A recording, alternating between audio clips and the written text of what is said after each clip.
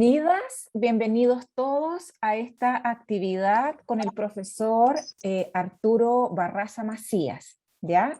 El profesor que nos acompaña hoy es doctor en Ciencias de la Educación del Instituto Anglo-Español, ¿ya?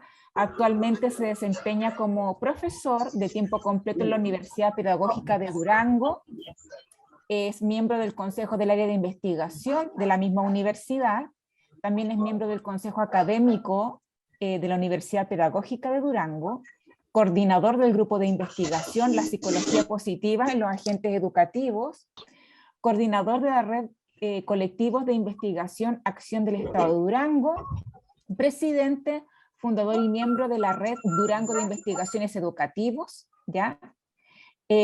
Miembro del Padrón de Evaluadores de la Pontificia Universidad Católica del Perú, miembro del cuerpo académico, estudios de procesos psicológicos en contexto y actores sociales en educación de gestión, ¿ya?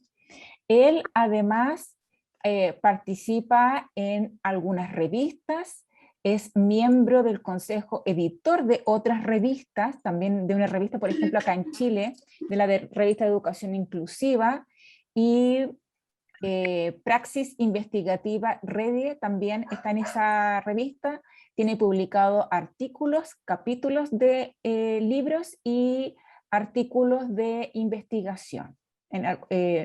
Por ejemplo, el año 2002, la discusión conceptual sobre el término inclusión escolar, ¿cierto? Así que, profesor Arturo, muchas gracias por su tiempo, bienvenido a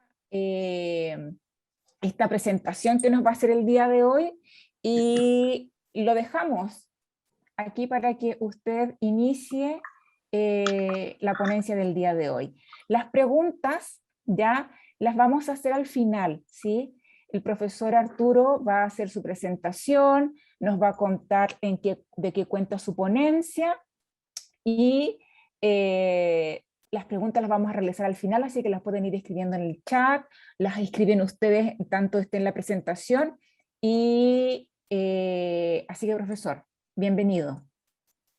Puede comenzar cuando usted quiera. Gracias Karen.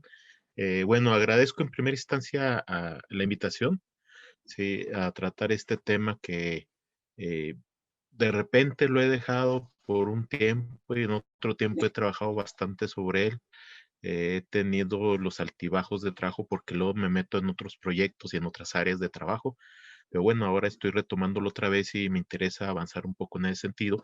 Y bueno, voy a aprovechar esta invitación para hacer una presentación de lo último que estoy trabajando en relación al tema de lo que es la educación inclusiva. Entonces, me voy a permitir compartir la pantalla, ¿sí? Para ir más o menos platicándoles de qué se trata esto y qué es lo que me interesa que discutamos, ¿verdad? A esta ponencia la denominé Cambio Didáctico, el camino para minimizar las barreras para el aprendizaje. Un servidor, Arturo Barraza Macías, ¿sí? Vamos a empezar a hablar primero, van a ser dos temas centrales en esta discusión, y el primero tiene que ver con la educación inclusiva, un poco para contextualizar la propuesta que hago al final. Entonces, recordemos algo así de manera muy rápida, que el tipo de sociedad que tenemos ahorita, el tipo de civilización que tenemos ahorita, surge más o menos en el siglo XIV-XV, ¿sí? De esta era, y se le llama proyecto de la modernidad. Este proyecto de la modernidad tiene paralelo a ella, a su configuración, algunos movimientos muy importantes como sería el Renacimiento, sería el humanismo, si serían las grandes conquistas de países latinoamericanos y africanos, pero también tendríamos algunos aspectos como la reforma protestante a nivel religioso. Todos estos movimientos, junto con movimientos políticos y sociales como fue la Revolución Francesa y sobre todo la toma de la Bastilla, permitieron que en estos siglos XV, XVI se fuera configurando este nuevo proyecto de sociedad que tenemos en la actualidad. Este proyecto que le llamamos proyecto de la modernidad tiene varios elementos o varios, como se maneja por algunos autores, metarrelatos, o sea, grandes ejes que articulan todo el discurso sobre el cual se asienta esta sociedad. No me voy a detener en todos, pues sí voy a entrar en uno que nos interesa y nos impacta directamente en lo que vamos a discutir el día de hoy. Recordemos que de la época de la Revolución Francesa una palabra clave aparecía ahí, igualdad, ¿sí? Y entonces ellos decían que el ser humano es igual, ¿sí? Obviamente este discurso de que todos somos iguales provenía de la discusión de ir contra la nobleza, que era el sistema social, político, económico anterior, donde se divide entre nobles y plebeyos. Entonces, de repente dicen, pues no es cierto, todos somos iguales. Y bueno, este es un imperativo jurídico, o sea, no podemos soslayarlo, ahí está, o sea, somos iguales jurídicamente hablando, ante la ley, todos somos iguales. Pero entonces resulta que este discurso que jurídicamente se planteó, socialmente se planteó, dio lugar a que la igualdad se pensara en todos los términos y de repente la gente piensa que todos somos iguales a nivel jurídico, a nivel educativo, a nivel cultural, a nivel social, a nivel económico. O sea, y esta trasladar la idea de igualdad a nivel jurídico a los otros ámbitos de la vida social, pues fue un error, digamos, garrafal, fue un error que no nos ayudó. ¿Por qué? Porque entonces se dio un proceso en estos siglos que se llamó la homogeneización. Esto es, vamos a hacernos todos iguales. Y al hacernos todos iguales, planteamos el discurso de la normalización y entonces establecemos normas que nos dicen qué es lo normal para todo mundo donde todos somos iguales. Y entonces ya Foucault nos habló mucho al respecto y nos metió el discurso de cómo cuestiones como la criminalística, la medicina, la psiquiatría, ayudaron a crear este discurso de que había algo normal que era compartido por todos y porque todos éramos iguales, pero también lo que no estaba fuera de ahí, lo que no estaba dentro de ahí, que quedaba fuera, pues era lo anormal. ¿Y qué pasa con lo anormal? ¿Sí? La sociedad los excluía. Foucault nos platica mucho de estos aspectos relevantes, por ejemplo, qué se hacía con los leprosos durante los primeros siglos después del Renacimiento y antes del Renacimiento y qué era lo que se hacía, ¿no? Sí, que se les ponían colonias o se les ponía en un barco y se les lanzaba y ningún puerto los quería aceptar hasta que morían ahí en el barco todos los leprosos. Entonces, esta idea de normalización, pues trajo esa idea arraigada de que todos somos iguales y todos tenemos que actuar de la misma manera y tenemos que ser iguales ante los demás. Entonces, la gente que no cumple con ese criterio, con esa norma, es excluida, ¿sí? Y esa exclusión se da a nivel social, obviamente, pero el problema es que esa exclusión también la llevamos al sistema educativo, y en el sistema educativo se da la exclusión por diferentes temas que ustedes quieran, ¿no? Pero se da, ¿sí? Entonces, estamos hablando de exclusión a veces por cuestiones religiosas, exclusión a veces por cuestiones políticas, pero también estamos hablando de exclusión, por ejemplo, a nivel de códigos sociolingüísticos. Bernstein nos planteó claramente cómo los códigos sociolingüísticos hacían que los hijos de obreros fueran excluidos y de manera paulatina fueran desertando de las instituciones educativas. Por eso la pirámide educativa nos hace ver que en la base hay una gran cantidad de gente que entra, pero en la cúspide de la pirámide es muy poca la gente que llega porque el sistema educativo los va excluyendo conforme van pasando paulatinamente. Entonces, hay teorías, hay toda una serie de discusiones al respecto, pero lo que sí tenemos que entender nosotros es que este discurso homogeneizador, este discurso que nos dice que todos somos iguales, lo que en sí está haciendo es negar la diversidad, niega que exista la diversidad del ser humano como tal.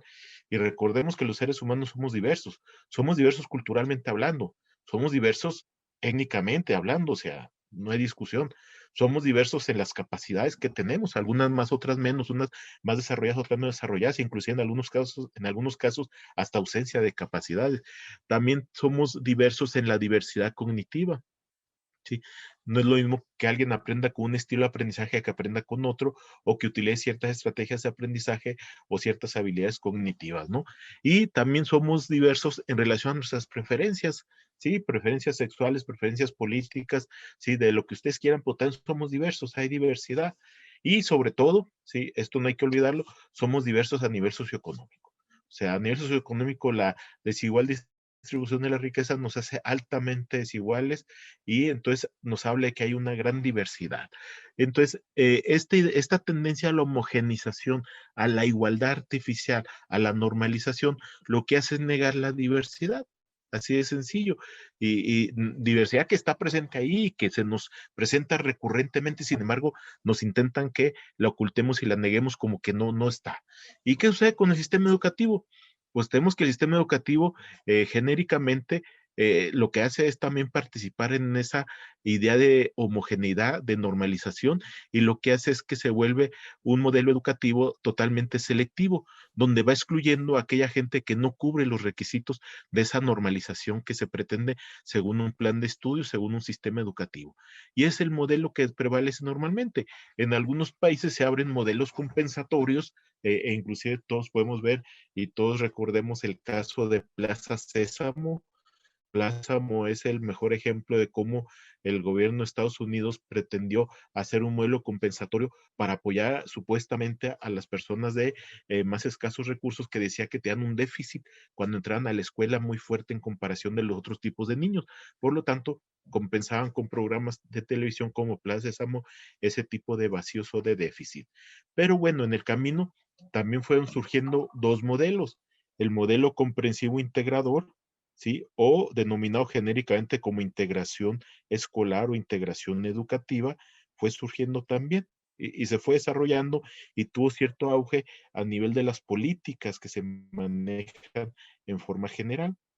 Lo que sí es cierto es que, bueno, se ha trabajado más a nivel político que a nivel educativo y no acabamos de aterrizar el modelo comprensivo integrador cuando nos llega el nuevo modelo incluso transformador o lo que algunos llaman escuela inclusiva o educación inclusiva.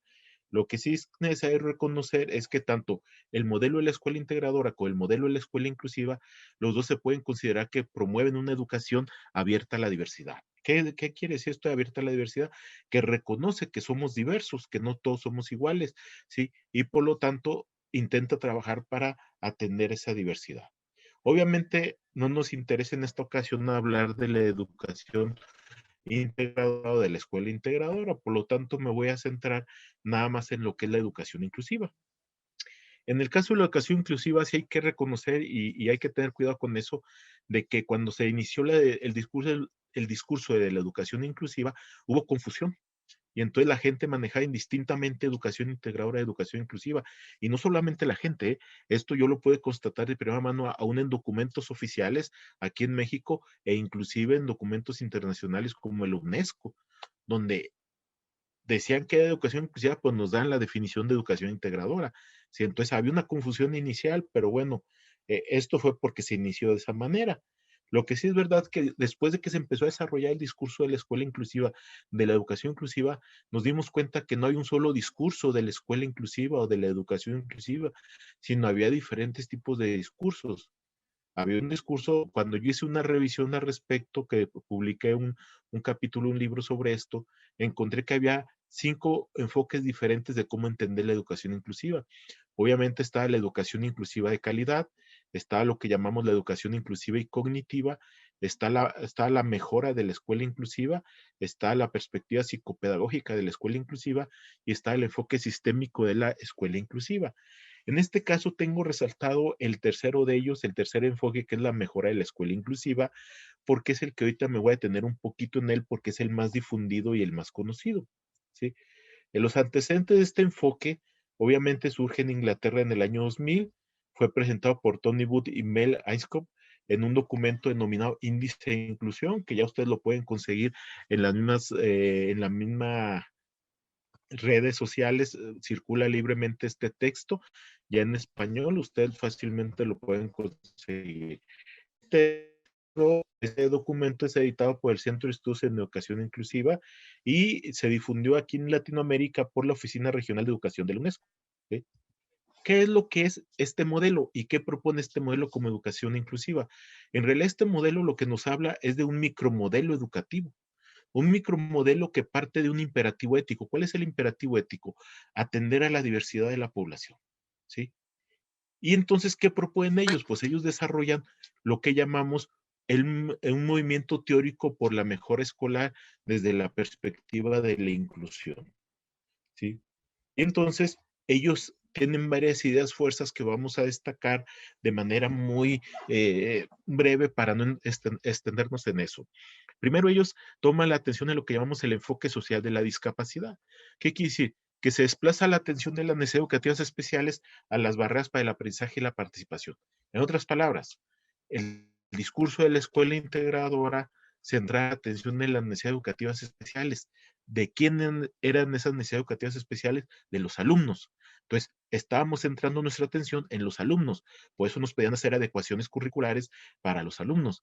Pero entonces llega la escuela inclusiva y nos dice, no, no es el alumno, es la organización que tiene que adaptarse a esta diversidad de alumnos.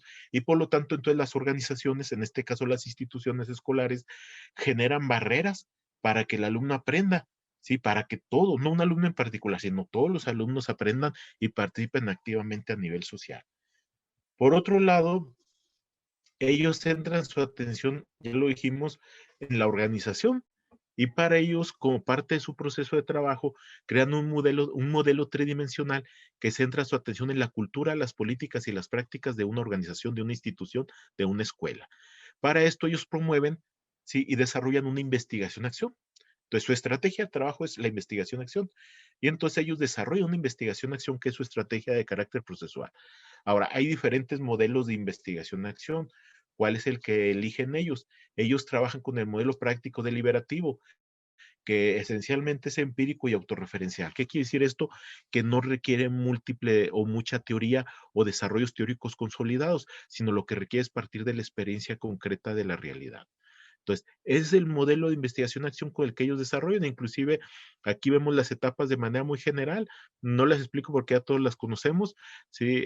Vienen en su famoso librito. Hay una etapa 1 que es iniciación del proceso. Se hace un equipo que se carga de toda la investigación, de coordinar todo el proceso, se explora y analiza la realidad, esto es, se diagnostica la realidad, luego se hace una elaboración del proyecto que se va a desarrollar, luego se implementa el proyecto que se va a desarrollar y luego se hace una revisión del proceso seguido. O sea, es el camino lógico o general que sigue cualquier investigación, acción, sobre todo estas de carácter práctico deliberativo, que tienen autores como John Elliott, ¿sí? O que tienen autores ya provenientes del campo de la mejora de la escuela o de la educación, sus principales exponentes. Ahora bien, aquí me detengo tantito porque esto era nada más una pequeña introducción a este modelo, porque sí hay que reconocer, antes de seguir adelante, que tenemos un problema con la aplicación de este modelo. ¿Por qué? Primero hay que entender que este modelo, tal como fue construido, se construyó a partir de una investigación-acción. Y el problema es que la investigación-acción es de carácter esencialmente idiosincrático, ¿sí? Por lo que no se puede generalizar. Entonces, esto se le ha olvidado a la gente, se le ha olvidado. Entonces resulta que tenemos casos como en México, que el mismo gobierno y la misma Secretaría de Educación Pública intentan pilotear el índice de inclusión en cada escuela. Entonces, es pensar que puedo yo generalizar lo que no es generalizable. ¿Y qué implica esto de que no lo pueda yo generalizar? Pues implica que hay que tener cuidado con los contextos, con los agentes, con las situaciones que están presentes en el lugar antes de poder emitir una posible generalización de un modelo y en este caso de un micromodelo educativo. Les recuerdo que esto se desarrolló en Gran Bretaña, ¿sí? Y Gran Bretaña tiene una característica muy, muy particular. Tiene un sistema curricular abierto totalmente. Margaret Thatcher intentó cerrarlo, pero tiene un sistema curricular abierto. ¿Y qué pasa en el caso de los países latinoamericanos? Pues muchos países latinoamericanos, como el caso de México, tienen un sistema curricular cerrado, o sea, es totalmente diferente. Algunos tienen un sistema curricular semiabierto, pero ¿a qué nos lleva esto? Que de entrada las condiciones, sí, a nivel de organización escolar y de prácticas curriculares son diferentes en nuestros países a lo que se maneja en Gran Bretaña. Por lo tanto, es difícil querer generalizar este modelo y aplicar este modelo como tal. Necesariamente se tendría que hacer una recreación o una reconstrucción acorde a las características del contexto donde se quiera aplicar. Pero bueno, más allá de eso, que vemos las limitaciones, me voy a regresar a ver el enfoque que nos plantea la UNESCO, que es en el que yo concuerdo un poco más. ¿Por qué? Porque es al que yo denomino enfoque sistémico e integrador. ¿Por qué? Porque es un enfoque que intenta plantear todas las necesidades y todas las condiciones que se requieren para la escuela inclusiva. O sea, no es nada más que el maestro haga cambios, es todo un proceso con muchos elementos que hay que discutir sobre qué necesita la escuela para transformarse en una escuela inclusiva.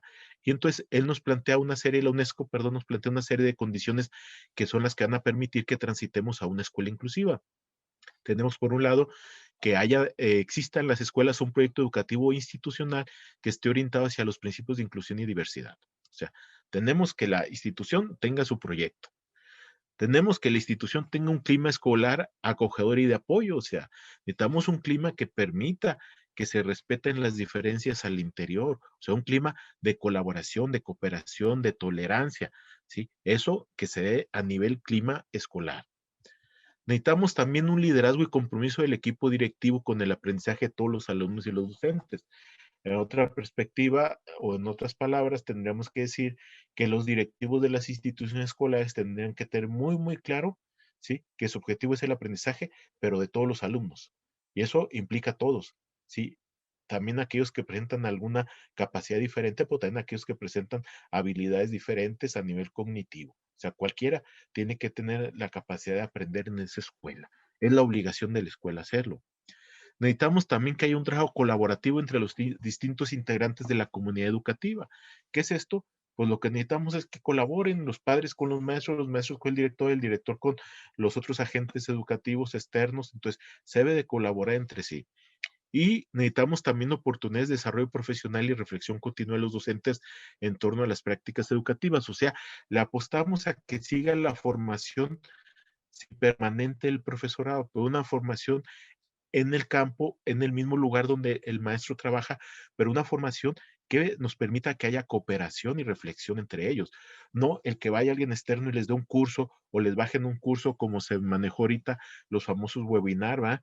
Que contratan gente hasta de Google o de Microsoft para que dieran cursos, no, sino la idea es colaborar, ¿sí? Como equipo por parte de los propios docentes y reflexionar en conjunto sobre sus prácticas. Necesitamos también un currículum flexible y accesible para todos. Esto es a lo que han transitado los sistemas curriculares abiertos y que han intentado hacerlo los semiabiertos.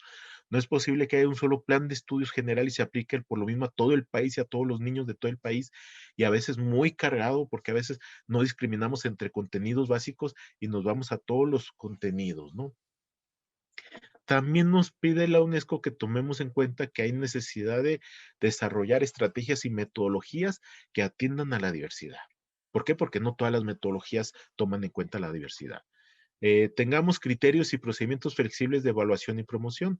No se trata de que los niños los vayamos pasando por el simple hecho de estar ahí, sino tenemos que tener criterios de evaluación diferenciados para las diferentes capacidades, habilidades, sí, estilos de los niños, de tal manera que podamos evaluarlos y saber si realmente hubo aprendizajes, cada quien con sus características y sus condiciones particulares.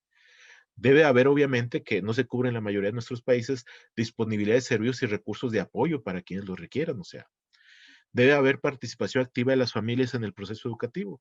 Sí, recuerden que esto tampoco lo hemos logrado a nivel Latinoamérica. Tenemos grandes problemas porque las familias no se involucran en el aprendizaje de sus hijos.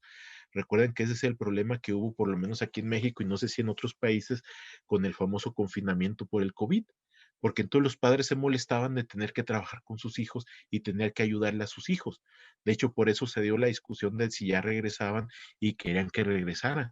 E inclusive muchos padres de familia se volvieron hasta agresivos con los maestros y les decían que no desquitaban lo que les pagaban porque no enseñaban. Sí, porque ellos no están acostumbrados a apoyar a sus hijos.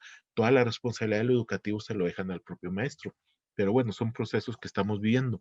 También es necesario generar redes de colaboración con otras escuelas y servicios de la localidad. O sea, deja de ver a la escuela como una ínsula que está independiente de todo el mundo, ¿no? Debe relacionarse con otros sectores de la comunidad, pero también con otras instituciones educativas. Ahora sí, ya viendo todo eso, si se fijan, por eso hablamos que es un enfoque sistémico, porque nos plantea condiciones de diferente tipo que pueden estar afectando lo que es una escuela inclusiva. Yo me voy a centrar en este segundo, que es estrategias y metodologías de atención a la diversidad, porque me estoy centrando en lo que sería la cuestión didáctica. Y entonces vamos a entrar al segundo apartado. Este primer apartado fue básicamente un recordatorio, porque todo esto ustedes ya lo deben de manejar muy bien. Entonces, el segundo apartado, que es el que, donde viene la propuesta que yo les quiero hacer, se llama Estrategias y Metodologías de Atención a la Diversidad, y nos estamos metiendo en el campo específico de la didáctica, ¿sí? Antes de eso, antes de entrar directamente, nada más me permito a recordar algunos conceptos principales que están dentro de esta discusión de lo que vamos a ver el día de hoy. Primero, la escuela inclusiva. ¿Cuál es la escuela inclusiva? Pues aquella que ofrece a todos los alumnos las oportunidades educativas y las ayudas curriculares, personales, materiales necesarias para el progreso académico y personal. Ojo, la escuela inclusiva es aquella que ofrece, es aquella que da. ¿Por qué? Porque le corresponde a ella asegurar que todos sus alumnos tengan la oportunidad de aprender. Si recuerden que ya no discutimos si la gente tiene derecho a ir a la escuela, lo que discutimos es que la gente debe tener derecho a aprender y entonces la escuela debe hacer todo lo posible para que el sujeto aprenda. Y eso es lo que buscamos en la escuela inclusiva. Segundo, el concepto de diversidad no lo definimos unilateralmente, ¿sí? No destacamos diferencias como propias de una sola condición, género, sexo, capacidad, ritmo de aprendizaje, lugar de procedencia, sino consideramos la diversidad como una combinación muy peculiar, compleja de las condiciones internas y externas que confluyen en cada persona. En este sentido, hay un concepto de diversidad que es a la que yo denomino taxonómica en uno de los capítulos del libro que escribí. ¿Por qué? Porque lo que hace son grupos, ¿sí? Y entonces, si vemos por sexo, entonces vemos que hay hombre y mujer. Pues si vemos por género, vemos que hay masculino, femenino, andrógino e indiferenciado. Entonces, si ustedes se fijan, hacemos grupos, eso le llamamos taxonomía, pero el concepto que nosotros vamos a asumir de diversidad no es ese, sino la diversidad vista como singularidad. Cada sujeto es singular, cada sujeto es diferente a todos los demás. Por mucho que creamos que somos iguales, porque tenemos ciertas afinidades, ciertas características comunes, van a ser más las cosas en las que no somos iguales. Por lo tanto, en lo único que no somos iguales todos es en que somos diferentes. Y el otro concepto que me interesa, porque el que está metido en la discusión de esta plática, es las barreras para el aprendizaje y la participación. Estas barreras para el aprendizaje y la participación surgen entre los estudiantes y sus contextos. ¿Y qué son las barreras? Pueden ser personas, prácticas, políticas, instituciones, culturas o circunstancias sociales y económicas que afectan su vida, impidiéndoles el aprendizaje y participar activamente en la sociedad. Ahora sí, habiendo definido esos tres, entramos al tema que nos interesa, que es la metodología didáctica. Aquí partimos de un discurso que hay que reconocer y que hay que aceptar. La metodología didáctica actualmente en educación básica, ¿sí? Y yo creo que hasta en educación media superior y a veces hasta en la superior, que se utiliza esta metodología siempre parte de un supuesto que es el principio de homogeneidad. Esto es, trabajamos en una sola clase donde metemos a 15, 20, 30 alumnos que supuestamente son iguales y ese alumno hipotético está altamente normalizado y le damos la clase a ese alumno hipotético normalizado, o sea, a un alumno ideal, a un alumno tipo ideal. Eso es, entonces, esta didáctica que tenemos nosotros, aunque nos las cambien las políticas y los discursos pedagógicos, tienden a eso, ¿sí? De repente nos dicen que es el enfoque por competencia y que son las estrategias de aprendizaje y de enseñanza, luego nos dicen que es el método de proyectos, luego nos dicen que es el aprendizaje cooperativo, etcétera, o sea, y nos meten ese discurso, pero siempre no lo venden con el discurso de que eso es muy bueno y es para todo el grupo, para todos mis alumnos. Ese es el principio de homogeneidad que está presente en la mayoría de los discursos didácticos actuales. Y este tipo de metodología didáctica que se centra en un tipo ideal de alumno, pues ignora la diversidad de un grupo escolar, ¿sí? Y esta diversidad se da en que, primero, todos los alumnos en un mismo grupo escolar pueden tener conocimientos previos diferentes sobre el tema que se aborda. Segundo, los estilos de aprendizaje también son diferentes. Más allá del modelo teórico que ustedes elijan, son diferentes. Pero también hay habilidades cognitivas y metacognitivas en que somos diferentes. Inclusive el tipo de inteligencia, ¿sí? Tenemos gente, si seguimos el discurso de Howard Gardner, tenemos gente que tiene inteligencia lingüística buenísima, pero también quien la tiene la inteligencia lógico-matemática, quien tiene la inteligencia interpersonal, etcétera. Y es muy diferente uno de otro. E inclusive tenemos diferentes niveles de desarrollo en relación con las competencias comunicativas y las estrategias de aprendizaje, por poner solamente unos ejemplos. O sea, si le buscamos, vemos que somos diferentes en muchos de estos aspectos o procesos a nivel cognitivo. Y eso es lo que una metodología didáctica que tiende a la homogenización no toma en cuenta. Y entonces, cuando se aborda el término Normalmente cuando se aborda el término de la diversidad en nuestras aulas, la gente siempre piensa en términos de género, capacidades, razas, etcétera, y creen que eso es la diversidad. Sí, sí es parte de la diversidad. Son criterios para ver la diversidad en nuestras aulas. Pero esta diversidad, para empezar, si la entendemos o la conceptualizamos en términos de la taxonomía. Y otra cosa, ese tipo de diversidad no tiene un impacto directo en el aprendizaje de los alumnos, es un impacto indirecto. Es lo que en psicología le llamamos que tiene, es una variable causal de carácter distal. O sea, sí influye, pero de manera distante. ¿Por qué? Porque o es indirecto su relación o necesita otras variables moderadoras o moduladoras para poder influir de una manera efectiva. Por lo tanto, centrar mucho la atención en este tipo de características para entender la diversidad escolar no es muy adecuado. Creemos más adecuado que centremos la atención en la diversidad cognitiva, ¿sí? ¿Por qué? Porque creemos que estas variables y procesos cognitivos sí tienen un componente causal proximal. O sea, sí son variables que de una u otra manera influyen muy directamente en el aprendizaje de los alumnos. Por lo tanto, consideramos más adecuado que cuando hablemos de la diversidad de nuestras aulas, es más adecuado plantear o centrar la atención en la diversidad a nivel cognitivo. En ese sentido, si una metodología didáctica de X maestro no respeta la diversidad cognitiva que está presente en su aula, ¿sí? Porque tiene a Pablito que tiene un estilo de aprendizaje visual, pero tiene a Julio que tiene un estilo de aprendizaje kinestésico, pero tiene a Lupita que tiene un estilo de aprendizaje auditivo, pero luego tiene a la misma Lupita que le gusta utilizar estrategias de codificación a nivel de aprendizaje, pero a otro le gusta utilizar las estrategias de recuperación, otro utiliza las estrategias de apoyo. Entonces, vemos que hay diversidad en este tipo de características a nivel cognitivo. ¿Sí? ¿Y qué pasa cuando el maestro utiliza una sola metodología, ¿sí? Y esa metodología no respeta la diversidad? Pues lo que sucede es que se generan en mayor o menor medida barreras para el aprendizaje. En este caso es el maestro el que está generando que el alumno no acceda al aprendizaje por manejar una metodología única para un tipo ideal de alumno con una tendencia a la homogenización y no respetar la diversidad cognitiva del aula. En ese sentido, esta es la hipótesis central que manejamos en esta plática. Uno, si yo tengo metodologías didácticas abiertas a la diversidad, que piensan en la diversidad y que promueven la diversidad, las barreras para el aprendizaje y la participación se presentan de manera mínima, o sea, no tienen mucho espacio para desarrollarse. ¿Qué pasa si es al contrario? Si tenemos una metodología didáctica cerrada, homogenizadora, sí, única, pensar en un tipo ideal de alumno, ¿sí? Pues entonces vemos que hay más campo para que se presenten las barreras para el aprendizaje y la participación. En otras palabras, nosotros con nuestra actuación generamos una barrera para que el alumno no pueda acceder al aprendizaje. Ahora, ¿en qué me respaldo para esta hipótesis? Pues bueno, más allá de que de entrada podemos ver algunos elementos, que ahorita destacar dos aspectos centrales. Hay dos posturas teóricas por algunas metodologías didácticas que ya hacen énfasis en esto y que yo las voy a retomar de manera muy, muy breve para ponerlas en la mesa de la discusión como parte del sustento de esta hipótesis.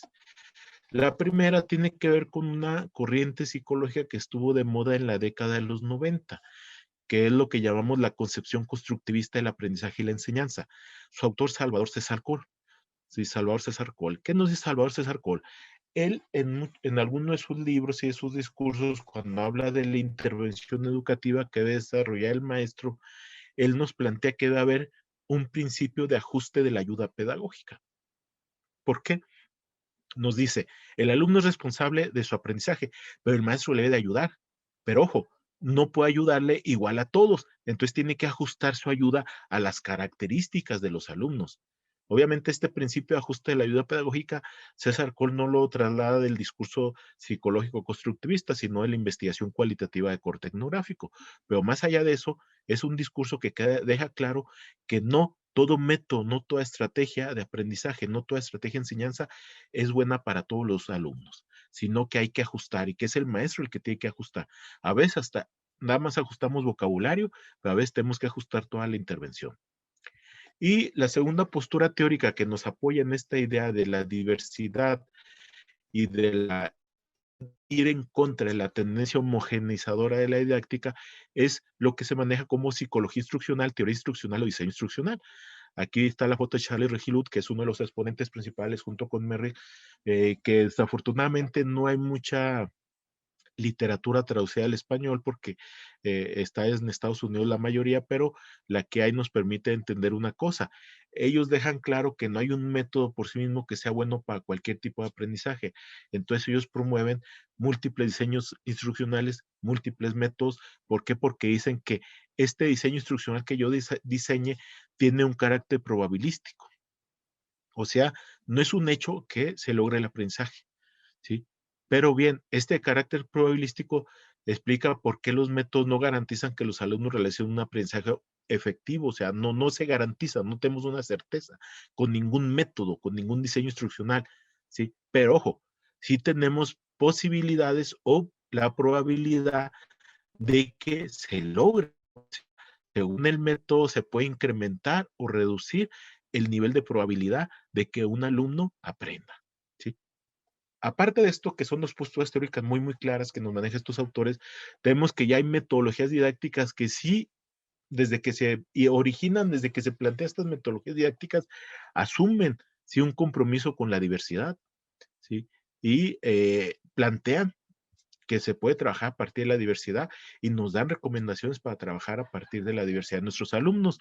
Aquí les pongo los 3 ejemplos más claros que yo he visto al respecto. Uno es la metodología del aprendizaje cooperativo. Como hay varias vertientes, particularmente yo les recomiendo que o revisen, si es que consideran conveniente, la de Johnson y Houellebecq, ¿sí? Que es la más adecuada para este tipo de discurso en atención a la diversidad. Pero también tenemos en los últimos años, desde España, el diseño universal para el aprendizaje de Carmen Alba Pastor. Y bueno, también tenemos, aunque no se ha difundido tan fuerte como las otras, pero existe y no se le ha dado la importancia, un diseño instruccional surge en el campo instruccional, pero este diseño instruccional lo plantea Howard Gardner para atender a las múltiples inteligencias que tiene el sujeto, ¿sí? Y obviamente los diferentes niveles de inteligencia que están dentro de un aula escolar. Él le llamó a su diseño instruccional aproximaciones múltiples a la comprensión, ¿sí? Entonces, estos 3 modelos o metodologías tienen un compromiso con la diversidad. Desde que surgen, piensan en la diversidad de estudiantes que tenemos, en la diversidad cognitiva de los estudiantes y plantean formas en que podemos trabajar con ellos. Entonces, esto es un adelanto y también nos habla de que ya hay una preocupación a nivel de metodologías didácticas o metodologías instruccionales por atender la diversidad. Ahora bien, sigue la inquietud, bueno, ya sé que hay estas metodologías, pero nos llegan de repente muchas metodologías y que el método de 12 pasos y que el diseño instruccional ADIDE y que no sé qué más. Y entonces tú, ¿cómo yo puedo saber si una metodología sí respeta esa diversidad cognitiva o no? O sea, si esa metodología es adecuada para trabajar a partir de la diversidad cognitiva de mis aulas o si no lo es. ¿Por qué? Porque todavía se sigue basando en una tendencia homogeneizadora. Entonces, para eso yo construí una lista de cotejo. Una lista de cotejo donde plantea una serie de indicadores que se lo voy a decir ahorita que hay que tomar en cuenta para determinar si una metodología en mayor o menor medida atiende a la diversidad cognitiva de las aulas. Esta lista de cotejo está disponible y fue validada en una primera ronda para poder ser utilizada. Mi recomendación es que estos indicadores en esta lista de cotejo sea utilizada por maestros que trabajen en las universidades con educación especial para que ellos mismos puedan sugerir a sus alumnos metodologías que sí respondan a la diversidad más allá de las que yo mencioné en este caso. Algunos de estos indicadores que son los que yo quiero destacar son los siguientes. Uno, hay que revisar si la metodología que nos proponen, por ejemplo, nos proponen el método de proyectos, nos proponen el estudio de casos, ¿sí? Nos proponen inclusive el aprendizaje basado en problemas. Hay que revisarlo y ver si esta metodología reconoce explícitamente la diversidad de características cognitivas.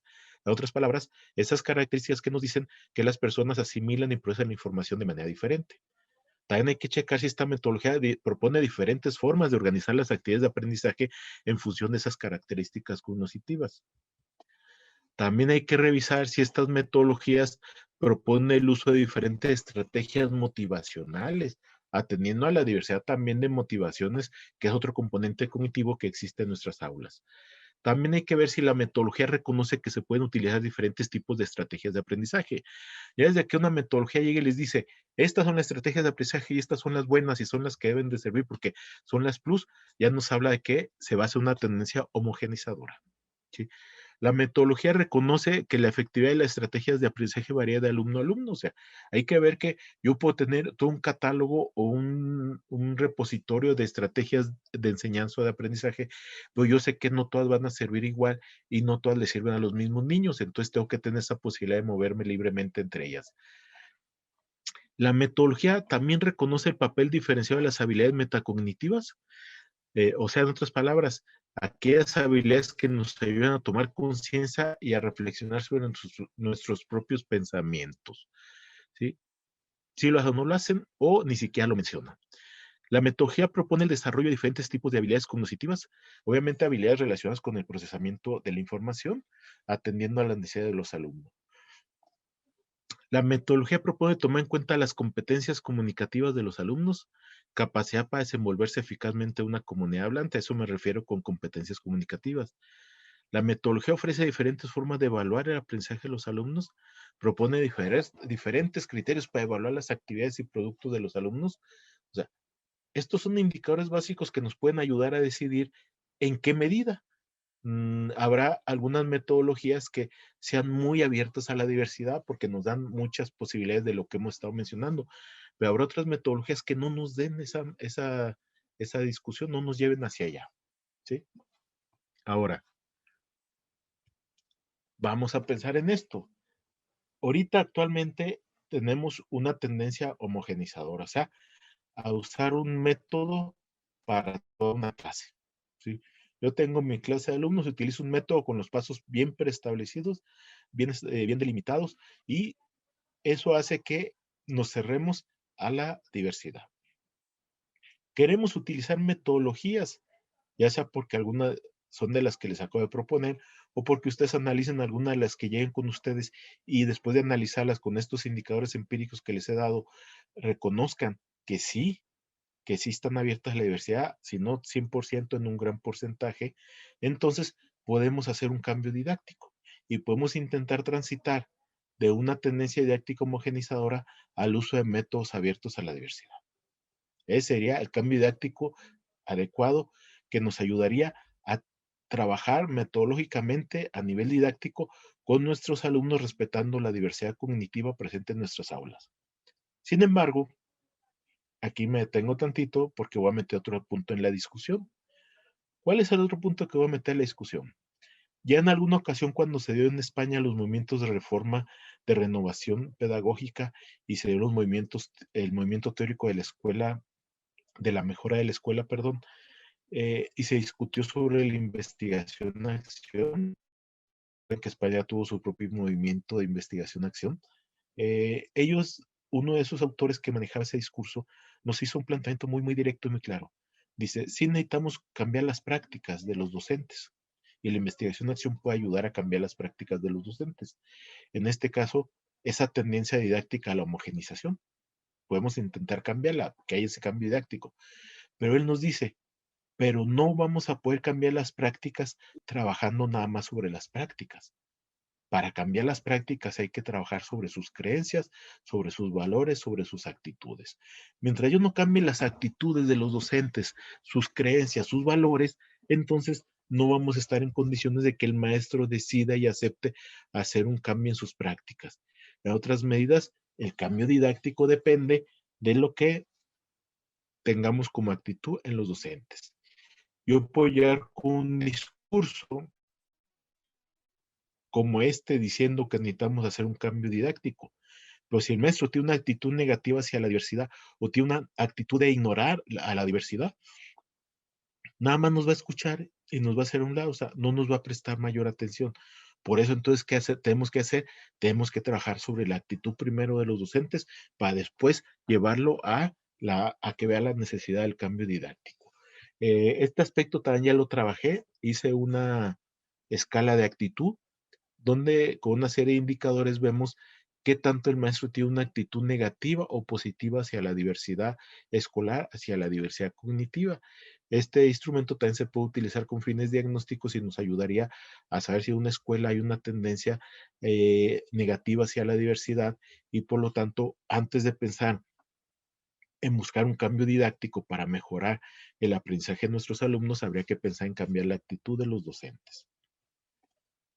Hay 4 ideas base que quiero destacar en esta idea de la actitud hacia la diversidad escolar. Son 4 principios que quiero que nos queden claros para entender por qué es tan importante trabajar previamente para poder llegar al cambio didáctico.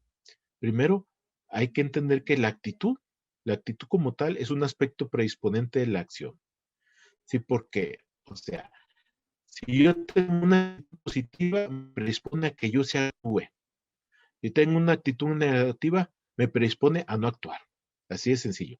¿Por qué? Porque la actitud como tal determina la disposición que tiene la persona para actuar, la motivación que tiene para actuar y el compromiso para la consecución de las actividades. A veces tenemos gente que sí tiene mucha motivación y entra, pero como no hay un compromiso real, en el camino abandona las cosas. Entonces nosotros necesitamos disposición, o sea, que la gente tenga disposición para entrar a un cambio, esté motivado para hacer el cambio, pero que se comprometa en el cambio. Y esto nos lo da una actitud. Entonces necesitamos una actitud positiva para que haya esa predisposición a la acción por parte del sujeto. Segunda idea que me interesa destacar sobre la actitud hacia la diversidad escolar. La actitud hay que entenderla como lo que es un conjunto de creencias y valores que son relativamente estables a lo largo del tiempo. ¿Qué implica? Que la actitud que tenga una persona hacia la diversidad es una actitud que generó en un tiempo determinado y se mantiene. Entonces, creer que la gente va a cambiar de manera automática y sola de un día para otro, una semana para otro, pues no, no, no, no. Estas son cuestiones más estables que duran mucho tiempo. ¿Y qué nos implica esta idea de estabilidad de estas creencias y valores? Pues nos implica que tenemos que trabajar sobre ellas. O sea, no vamos a esperar que de manera automática se dé un cambio. O sea, necesitamos trabajar sobre ellas y necesitamos propiciar un cambio en esas creencias y valores de las personas para poder avanzar. Y eso implica trabajar. También tenemos que trabajar en eso. Punto 3 de este concepto. La diversidad, ya si la llevamos al ámbito escolar, tiene que girar alrededor del aprendizaje. Recuerden que al fin de cuentas tenemos una organización escolar que tiene como finalidad de existencia el aprendizaje de sus alumnos, o sea, no hay de otra. Aquí no nos podemos hacer menos, o sea, la escuela existe porque necesitamos que los alumnos aprendan. Entonces, el aspecto más importante de la escuela es el aprendizaje. Por lo tanto, cuando hablamos de diversidad, tiene que ser en relación con el aprendizaje. Y entonces podemos ahí decir que tenemos alumnos que son diversos en relación a los conocimientos previos que tienen sobre un tema, pero también que son diversos con sus estilos de aprendizaje, que son diversos con sus estrategias de aprendizaje y que también son diversos en las habilidades metacognitivas que ponen en juego para el aprendizaje. Por poner unos ejemplos, podríamos seguir ampliándonos a este respecto. Y, por lo tanto, esta es la cuarta idea en este tema de la actitud hacia la diversidad, que vamos a insistir que la diversidad que nos interesa en el ámbito escolar es la diversidad cognitiva. Esa es la que más nos interesa. Ya lo expliqué hace un momento, cómo las variables cognitivas son variables causales proximales. En otras palabras, están en relación directa con el aprendizaje. Mientras que variables de otro tipo a nivel causal, como sexo, género, etnia, son variables causales de tipo distal. O sea, su influencia sobre el aprendizaje está más distante. A veces necesitan variables intermedias para poder lograr que tengan un impacto definitivo. Ahora bien, ¿cómo podemos nosotros identificar si existe una inadecuada o negativa actitud hacia la diversidad escolar que nos va a impedir que hagamos un cambio didáctico, que nos va a impedir que minimicemos las barreras para el aprendizaje? Aquí les pongo algunos indicadores que también forman parte de esa escala de actitud que les comento que ya diseñé y también de la cual hice una validación inicial, ¿sí? Un primer punto: si estas son creencias que están presentes en sus maestros o en los maestros o en ustedes mismos, es señal de que hay una actitud negativa hacia la diversidad. Primer creencia, primera afirmación: todos mis alumnos deben alcanzar necesariamente los objetivos propuestos por el programa de estudio. Si yo estoy creyendo en eso, ya tengo problemas, ¿eh? Segundo, si el contenido de aprendizaje propuesto por el programa de estudio es el adecuado para todos mis alumnos. También tenemos aquí problema. Hay una tendencia a la homogeneización muy fuerte en estas creencias. Las actividades de aprendizaje que son efectivas para todos mis alumnos. O sea, si yo utilizo una estrategia, yo sé que todos mis alumnos van a lograr aprender. Esa es una tendencia a la homogeneización muy fuerte, es una creencia inadecuada o una creencia negativa de la diversidad. Otra, el usar un solo tipo de recursos para el aprendizaje, recurso para el aprendizaje, medio para el aprendizaje, medio para la enseñanza, con todo mi grupo, es la manera correcta de trabajar. O sea, yo utilizo la estrategia de las máquinas para enseñar suma y resta a mis alumnos y yo sé que es tan buena esa estrategia que le ayuda a todo el grupo y nadie necesita que trabaje con él de otra manera diferente. Entonces, es una idea errónea y es una idea que está presente en la tendencia a la homogenización. Otra idea, es necesario evaluar igual a todos mis alumnos. Yo creo que con la forma que yo evalúo participación, examen, trabajo en equipo, con eso es suficiente para todos mis alumnos y con eso logro tener una idea clara de qué aprendió o no aprendió mi alumno. Obvio, también es una creencia que está muy asociada a la tendencia homogeneizadora de la didáctica. Sexto, es bueno tener un solo tipo de objetivos para todos mis alumnos. Creer que en una clase yo nada más voy a trabajar un solo objetivo y que ese objetivo debe ser logrado por todos mis alumnos, es también ir en contra de la diversidad cognitiva de nuestras aulas. 7. Un solo tipo de actividad para todos los alumnos es una buena manera de trabajar con ellos. También creer que con un solo tipo de actividad todos mis alumnos van a aprender lo que yo les intento enseñar es una tendencia homogeneizadora. 8. Se debe diseñar una secuencia didáctica con un solo tipo de actividades para todo el grupo. Pues volvemos a lo mismo, ¿verdad? Estamos creyendo que una actividad es para que todos los alumnos aprendan y que todos los alumnos están en posición o en condiciones de aprender con esa actividad. 9. Es bueno evaluar todo el grupo con el mismo instrumento de evaluación. O sea, si yo hago una prueba, pues se la aplico a todo el grupo.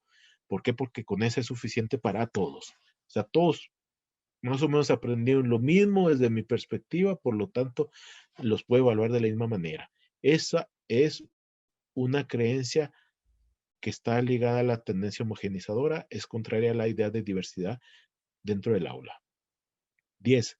Se logra mayor efectividad si se utiliza un solo tipo de metodología para todo el grupo. Ya me enseñaron el aprendizaje basado en problemas, se me hace que está buenísimo y se lo aplico todos los días a mi grupo porque creo que es muy bueno.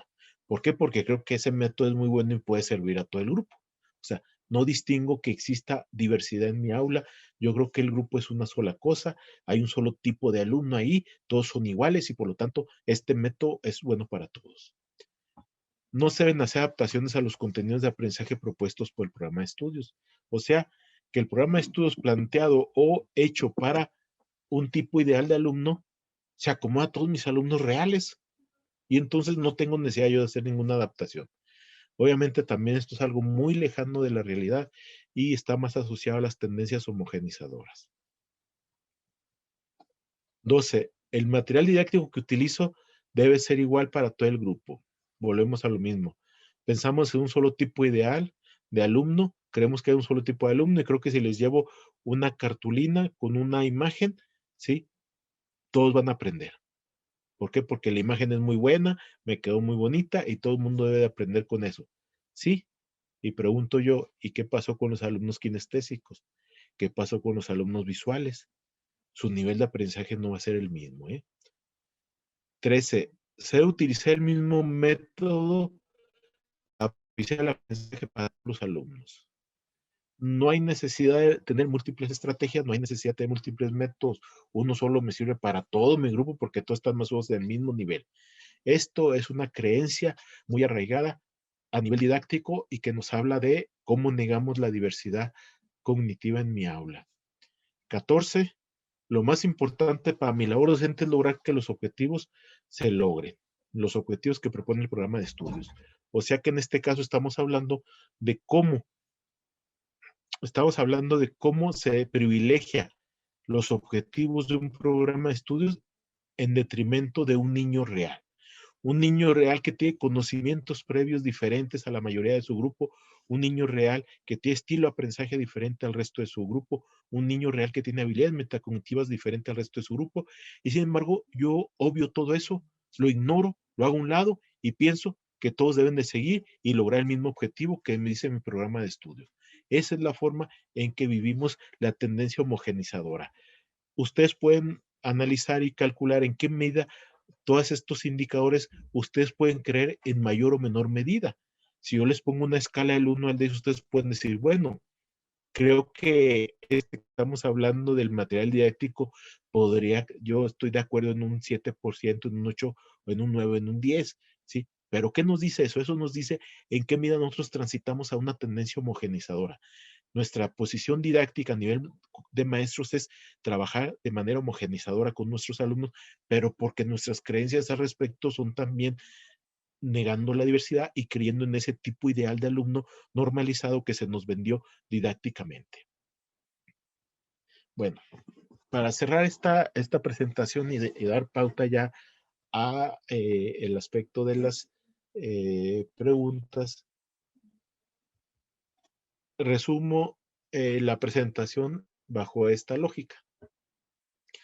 En esto trato de resumirles toda la presentación que hice.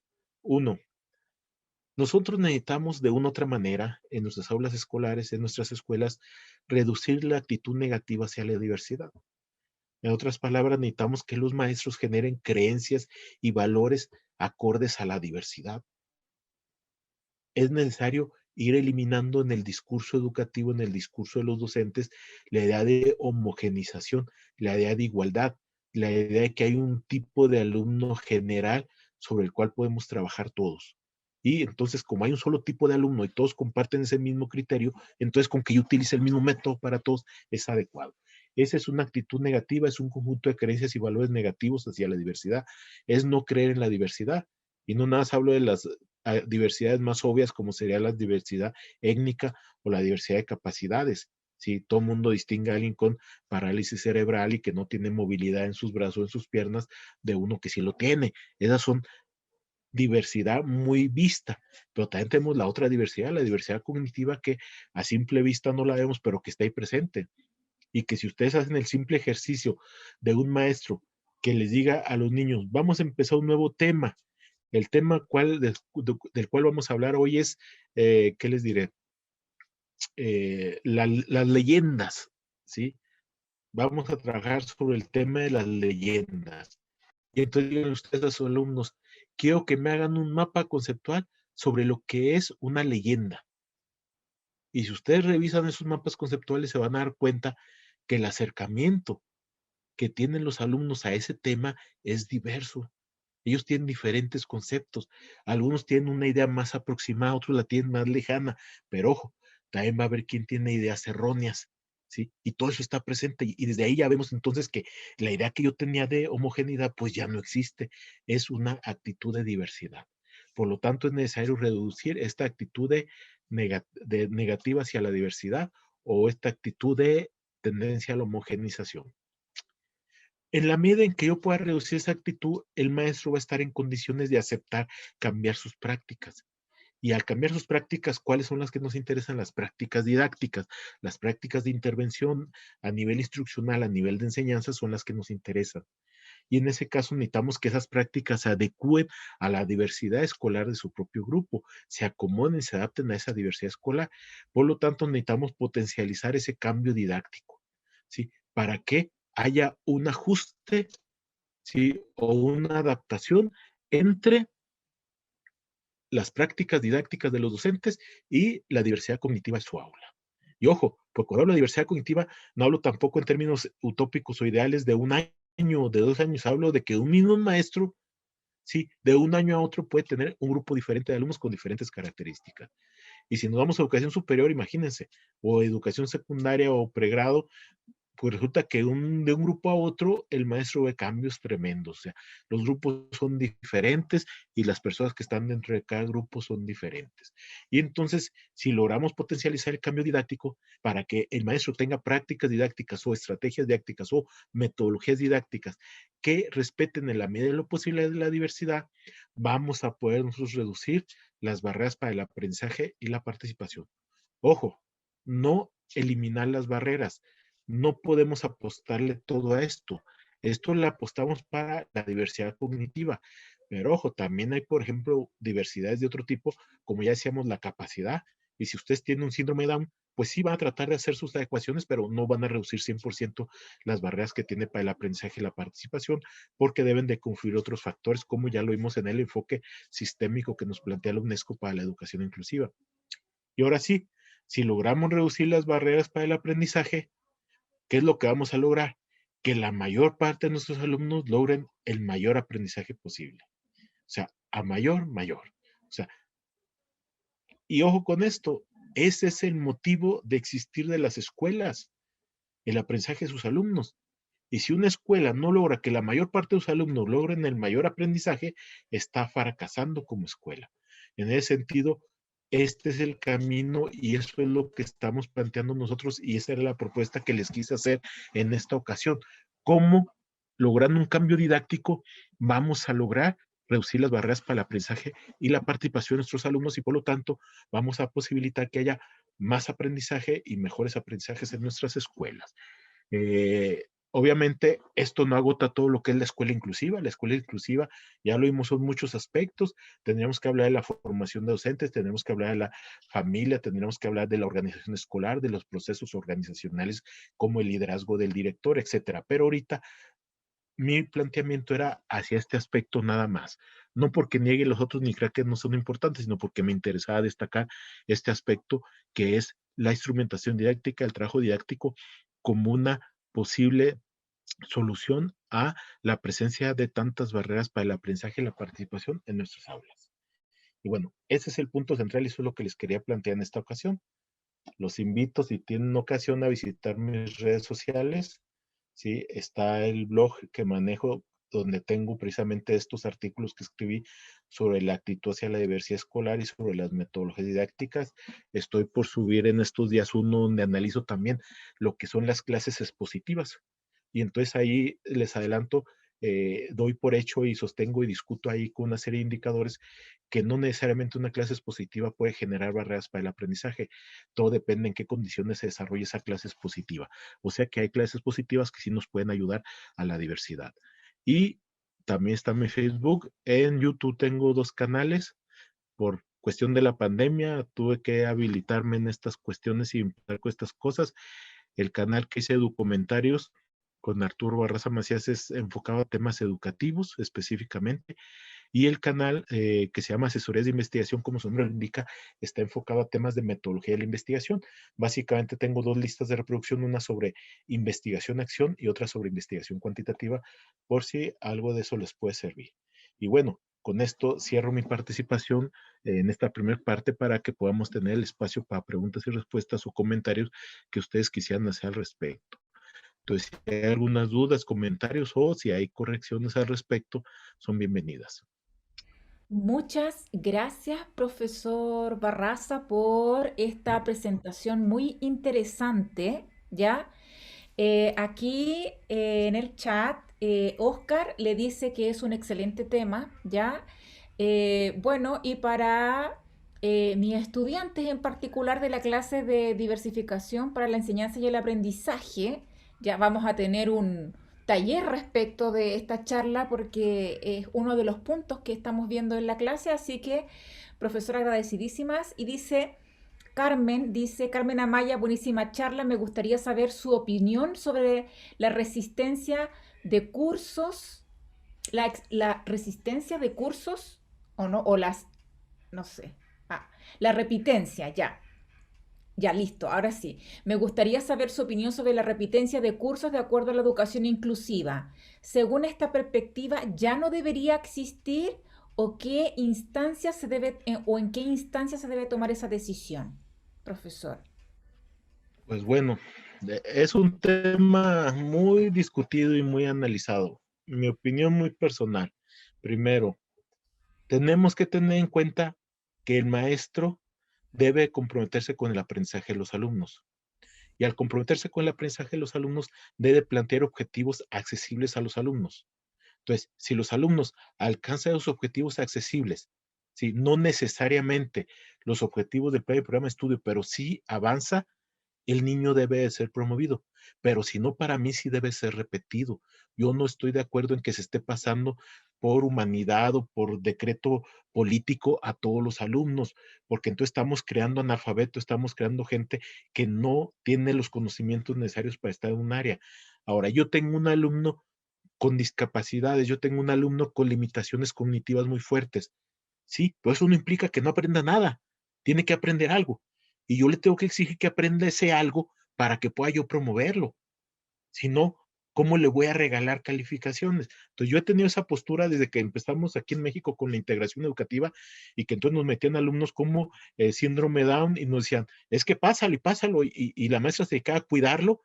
Y yo decía, pero ¿cómo pasó ya 6 años y ni siquiera las vocales se aprendió? Pues aunque sea síndrome de Down, mínimo se aprende las vocales, o sea, no pueden decir que no, eso quiere decir que no se las trabajaron, pero entonces no se las trabajaron y resulta que los padres tampoco se las trabajaron y lo van pasando, entonces le están regalando una calificación y una promoción que para mí no le corresponde. Sí, yo en una ocasión tuve una experiencia ya muy personal, llegué trabajé en ese tiempo en la escuela normal de aquí del estado de Durango, y entonces llego el primer día y expongo la clase, y entonces al final se me acerca un alumno, ¿sí? Y desde el momento en que empezó a hablar me di cuenta que era un hipoacústico que estaba oralizado. Y entonces se veía cómo hablaba así. Y luego se me acerca y se presenta y me dice, nada más quiero presentarme con usted para decirle que pues yo tengo hipoacusia, ¿va? Sí, tengo hipoacusia y entonces le digo para que tenga consideraciones conmigo. Sí, ese fue su planteamiento. Y entonces yo le dije, a ver, espérame, si escuchas, aunque sea poquito, sí, sabes leer los labios, sí. Ven, siéntate aquí adelante, yo voy a tratar de hablarte siempre frente a ti, pero no me pidas consideraciones especiales. Yo estoy haciendo la adecuación para que tú aprendas. No me pidas que no aprendas, o sea, no te puedo regalar nada más una calificación porque tú eres hipoacúsico, o sea, no es lógico. O sea, tú tienes que aprender que hay que yo tengo que adecuarme y entre mis cosas es que yo tengo que escribir más en el pizarrón, tengo que hablarte frente a ti para que me entiendas. Lo voy a hacer, yo hago las adecuaciones que tengo que hacer a nivel metodológico, pero no me pidas que te regale algo. Entonces yo sí estoy en contra y aquí en México se dio ese fenómeno también de que ya a todo mundo pasaron y ahora con la pandemia, entonces, lo mismo pasaron a los niños que hicieron todo su trabajo, que estuvieron los padres allá al pendiente, que estuvieron trabajando, que a los que se desaparecieron desde el primer día del confinamiento y nunca regresaron, ni siquiera los maestros se enteraron si existían o no existían. Y a todos los promovieron, que estamos causando unos vacíos de información y de aprendizaje fuertísimos en nuestra población. Entonces, ojo, esto sí está ligado una cosa con la otra. Yo estoy de acuerdo en que haya repetición, pero siempre y cuando el maestro sí tuvo claro qué es lo que tenía que aprender su alumno según sus capacidades, sus características, y el alumno lo logró, no lo logró. No, tampoco nada, porque si yo me pongo en la otra tendencia de que esto hice el programa de estudio y quiero que todos mis alumnos aprendan para promoverlos, pues también voy a caer en esto que estuve criticando, que es la tendencia a la homogenización, y entonces sí sería ilógico que reprobara al alumno. Entonces yo creo que es como hacerle su propuesta curricular, por decirlo de alguna manera, diversificada a los alumnos y en función del aprendizaje propio de cada alumno según su propuesta curricular, el niño puede promover o repetir. Y creo que eso es yo diría que esa es la postura más adecuada desde mi perspectiva muy personal. Lo comento porque sé que el tema es polémico y que alguna gente está en contra, otra a favor. Yo mi postura personal es esa muy, muy clara.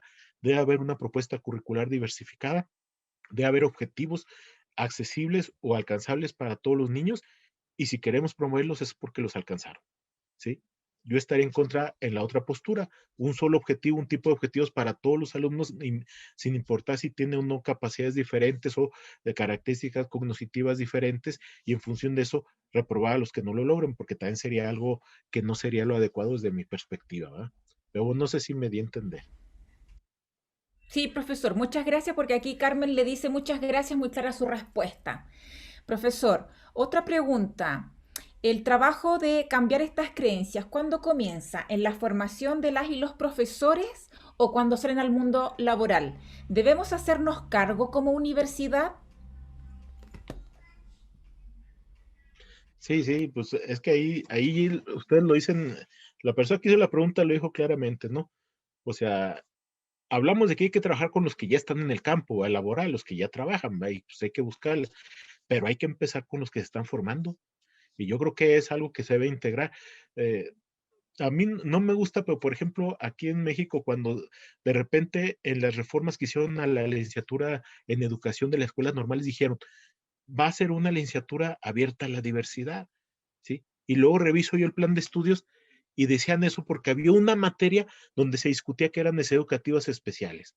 Pues no, o sea, eso no te va a permitir ni siquiera crear una conciencia de qué se trata.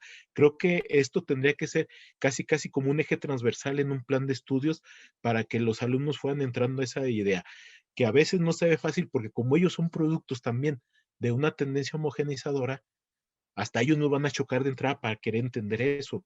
Imagínense a alguien que tuvo 2 o 3 años de educación preescolar, de otros tantos de educación primaria, otros tantos de secundaria, otros tantos y llega a la licenciatura mínimo con, ¿qué será?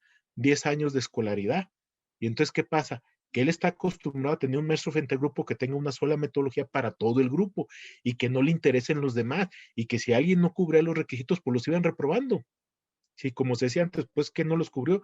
Él tiene muchas limitaciones, está limitada la persona y lo reprobaron.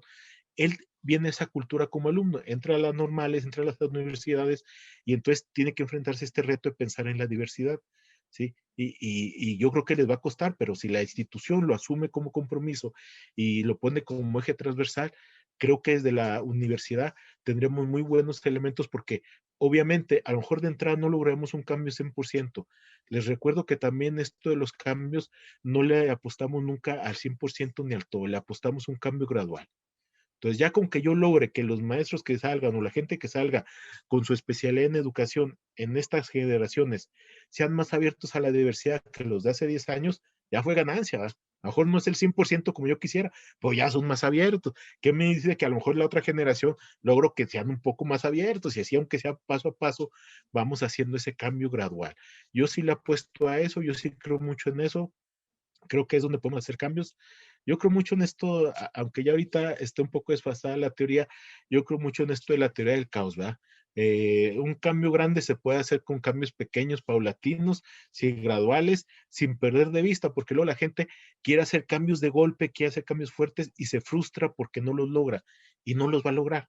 Un cambio radical no se logra, o sea, un cambio radical y un cambio fuerte de golpe es un error, o sea, no se logra nunca se entra a lo mucho a una simulación.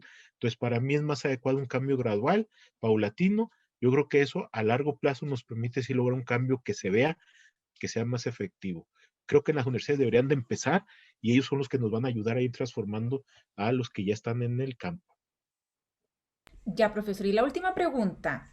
Oscar señala qué hacer cuando las actitudes de los profesores no se modifican. Pues fíjate, este es todo un trabajo. Por eso dije ahorita que era el punto de partida. No es fácil trabajar con las actitudes. Les dije que las actitudes son muy estables. Las actitudes no cambian de un día para otro, o sea, las actitudes son estables, se mantienen durante mucho tiempo, entonces necesitamos desarrollar actividades, metodologías, sí, propuestas para trabajarlas. Hay una metodología dentro de lo que es el diseño instruccional, en las metodologías que propone, de todo lo que trabajó Charles Regilud y Merrill en esto de diseño instruccional, lo que se tradujo al español es un libro que se llama así Teorías y Diseños Instruccionales. Ese libro que me parece que está me parece que es editorial Santillana o siglo XXI, en una de esas dos, son 2 tomos y hay un primer capítulo donde Regilú hace toda una, cosa dice, toda una introducción al campo del diseño instruccional, pero todo el resto de los 2 libros son sobre métodos y ahí vienen algunos métodos para trabajar las actitudes. Y eso es lo primero que tendríamos que identificar. O sea, las actitudes no es decir, les voy a dar una plática de concientización, les voy a dar una plática de sensibilización. No, es todo un trabajo que tenemos que hacer y hay metodologías para trabajar actitudes. Entonces yo les sugeriría que busquen esas metodologías porque es un trabajo, ojo, se los adelanto, a mediano plazo. Las actitudes no cambian de golpe, ¿eh? Las actitudes tienen que ser algo, un cambio, ¿cómo se dice? Sistemático, persistente, para que podamos lograrlo. Hay metodologías para el cambio de actitudes. Yo sugeriría que busquen algunas de estas. Algunas están basadas en teorías como la disonancia cognitiva y otras cosas que nos pueden ayudar para trabajar con esto. Entonces, a ellos les sugería que busquen eso. En este libro de Regilud sí me parece, si mal no recuerdo, hay varias metodologías que proponen ellos para trabajar actitudes, porque ellos proponen metodologías para trabajar contenidos de aprendizaje, metodologías para trabajar procedimientos, metodologías para trabajar actitudes.